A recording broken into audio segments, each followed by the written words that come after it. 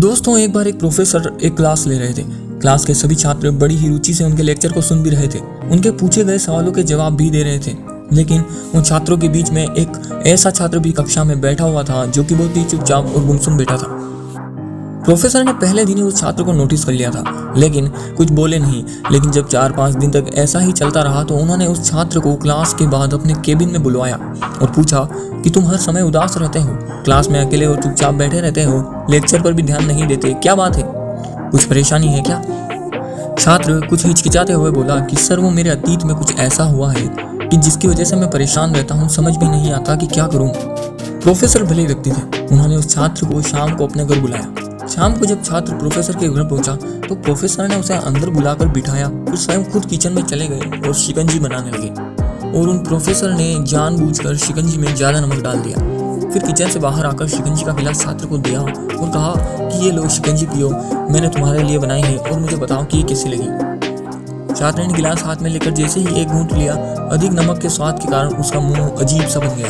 यह देख प्रोफेसर ने पूछा कि क्या हुआ, शिकंजी पसंद नहीं आई क्या?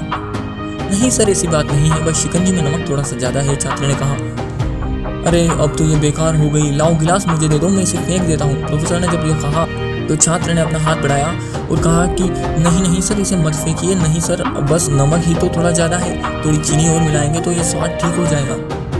यह बात सुनकर प्रोफेसर थोड़े से गंभीर हो गए और बोले कि सही कहा तुमने, अब इसे समझ भी जाओ। ये शिकंजी तुम्हारी जिंदगी है, इसमें घुला अधिक नमक तुम्हारे अतीत के बुरे अनुभव हैं।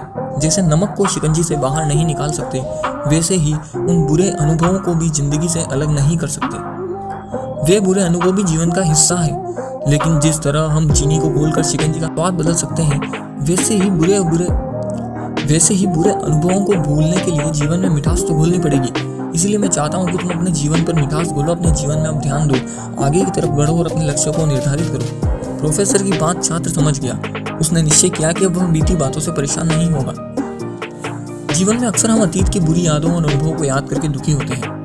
इस तरह हम अपने वर्तमान पर ध्यान नहीं दे पाते और कहीं ना कहीं अपना भविष्य बिगाड़ लेते हैं। जो हो चुका है उसे सुधारा नहीं जा सकता, लेकिन कम से कम भुलाया तो जा सकता है। और उन्हें भुलाने के लिए नई मीठी यादें हमें आज बनानी होगी। जीवन में मीठे और खुशनुमा लम्हों को लाइए, तभी तो जीवन में मिठास आएगी।